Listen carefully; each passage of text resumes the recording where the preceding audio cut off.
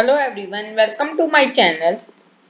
जैसा कि आप सबको पता है कि हम डिस्कस कर रहे हैं कॉमर्स लेक्चरर कैडर कॉमर्स के क्वेश्चन, क्योंकि पंजाब में कॉमर्स लेक्चरर कैडर की प्रेपरेशन हम कर रहे हैं। आज हम करेंगे फाइनेंशियल अकाउंटिंग।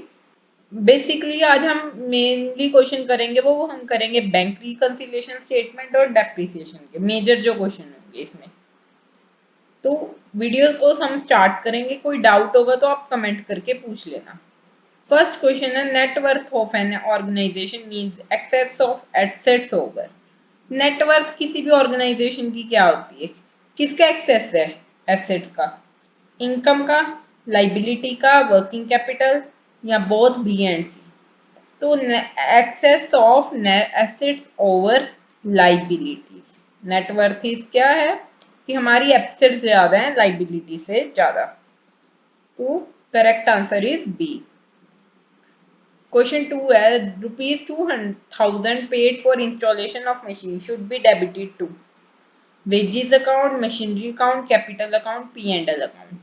कभी भी इंस्टॉलेशन के चार्जेस हो या जब भी कोई मशीनरी या कोई व्हीकल इंस्टॉल करवाते वक्त जो भी चार्जेस है वो उसी के अकाउंट में, जो एसेट अकाउंट होता है वहीं डेबिट होता है। इट मींस ये मशीनरी अकाउंट में ही डेबिट होंगे। तो right answer is B, machinery account. Question third है, goods of ₹500 given as charity should be credited to. अगर हमने कोई गुड्स को चैरिटी एज अ चैरिटी दे दिया तो किस में क्रेडिट होगा? Charity account, sales account, purchase account, none of the above. अगर हमने एज अ चैरिटी दे दी तो या हम परचेज अकाउंट में उसको क्रेडिट करेंगे या परचेज अकाउंट में लेस करेंगे। तो right answer is C, purchase account. Question 4 है, in cash book favourable balances indicate. Cash book में फेवरेबल बैलेंसेस क्या होते हैं? Credit balance, bank overdraft, adjust balances, debit balance. तो वो क्या होता है? डेबिट बैलेंस होते हैं। Bank reconciliation statement is not a reconciliation record, memorandum statement, ledger account, adjustment statement. क्या नहीं है? लेजर अकाउंट नहीं है, रिकंसिलिएशन का रिकॉर्ड है, एक मेमोरेंडम स्टेटमेंट बना रहे हो, एडजस्टमेंट स्टेटमेंट एडजस्टमेंट ही कर रहे हैं, जो हम भूल गए या गलत कर दी उनको सही कर रहे हैं हम। Favourable balance means, favourable balance का मतलब क्या होता है? Credit balance in cash book, debit balance in bank statement, credit balance in bank statement या ऑल ऑफ द अबव। देखो कैश बुक में फेवरेबल बैलेंस कहाँ होता है? डेबिट में। और बैंक स्टेटमेंट में हमारा फेवरेबल बैलेंस होता है क्रेडिट में। तो यहाँ पे हमारा करेक्ट आंसर बनेगा सी बनेगा, credit balance in the bank statement. Seventh question है, cheque return by bank showing technical reason is known as. कि कोई चेक बैंक से वापस आ गया तो क्या होगा? Dishonour cheque, stale cheque, cross cheque या नन ऑफ दीज। क्या कहेंगे हम? जो बैंक से हमारा चेक रिटर्न आ जाए तो उसको हम कहते हैं डिसऑनर्ड चेक। एट्थ क्वेश्चन है, credit balance in passbook means. Passbook का क्रेडिट बैलेंस क्या होगा? कैश बुक का डेबिट बैलेंस फेवरेबल था तो पासबुक का क्रेडिट बैलेंस भी क्या होगा? फेवरेबल होगा। उसको हम बैंक ओडी कहेंगे या बैलेंस एज पर कैश बुक कहेंगे या एसेट फॉर द एंटिटी कहेंगे या नन ऑफ दिस। वो क्या? Asset for the entity.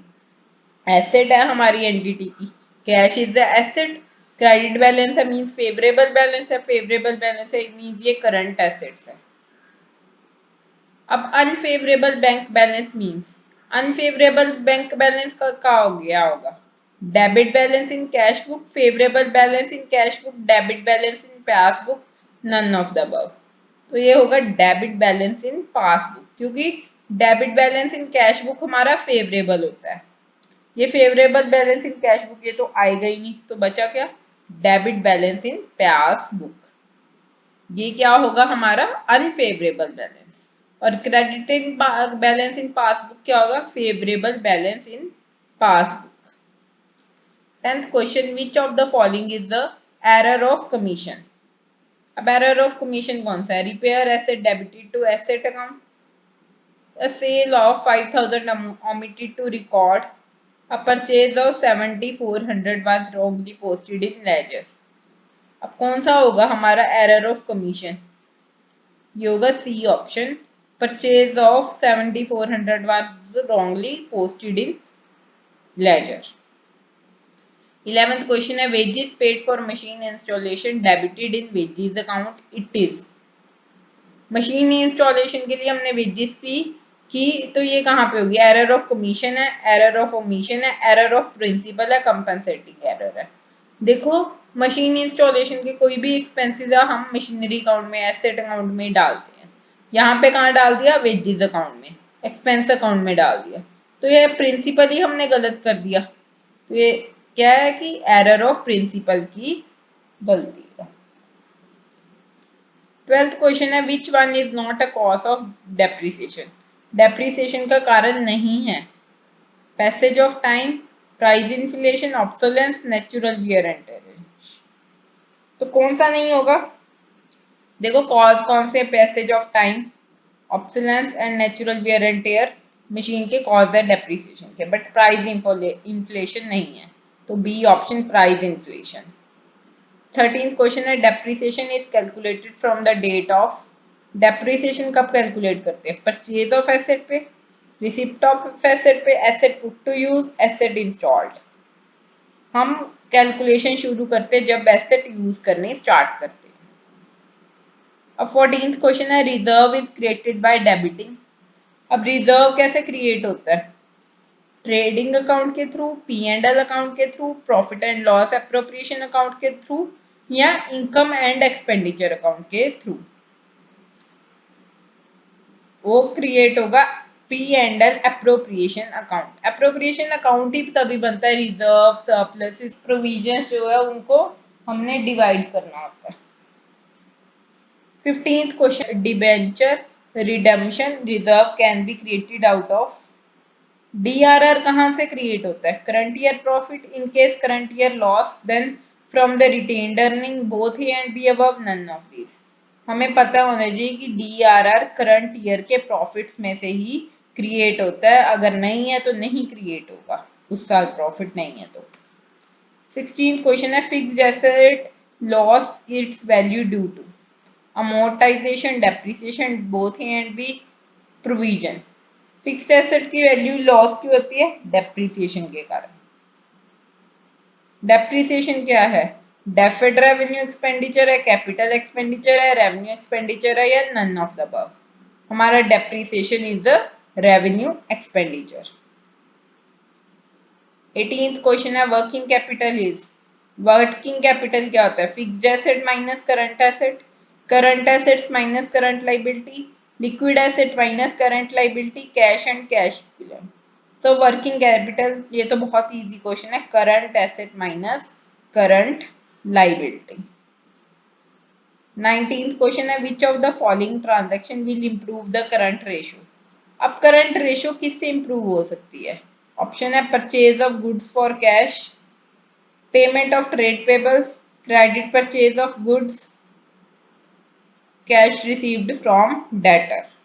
किससे होगी सही? पेमेंट ऑफ ट्रेड पेबल, अगर पेमेंट करेंगे ट्रेड पेबल तो उससे करंट रेशियो इंप्रूव होगी। 20th क्वेश्चन है what should be added in closing capital to calculate opening capital. अगर हमने क्लोजिंग से ओपनिंग कैपिटल बनानी है तो क्या ऐड करना पड़ेगा? Loss and drawings, profit only, profit and drawings, loss only. देखो हमें ऐड करना पड़ेगा लॉस और ड्राइंग्स, क्योंकि क्लोजिंग कैपिटल बनाते हुए हमने इनको माइनस किया था। अब हमने क्लोजिंग से ओपनिंग कैपिटल बनानी है तो इनको रिवर्सली ऐड बैक करना पड़ेगा। सो ये option loss and drawings is correct. आगे देखो दो क्वेश्चन दे दिए, इनके आंसर तुमने कमेंट में मेरे को देने हैं। 21 क्वेश्चन है liquid asset does not include. Option है bill receivable, debtor, bank balance, prepaid expenses. 22 question है the dash of a business firm is measured by its ability to satisfy its short term obligation as they become due. इसका option activity, liquidity, debt, profitability. तो आज के हमारे question यहीं तक। ये जो दो क्वेश्चन पूछे इसके आंसर आप कमेंट में मेरे को देना। वीडियो को यहाँ तक देखने के लिए very very thank you. Please like share the video. कुछ आपको समझ आया हो, आपको लगा हो मैंने आपकी नॉलेज में कुछ गेन किया, तो please subscribe my channel and bye.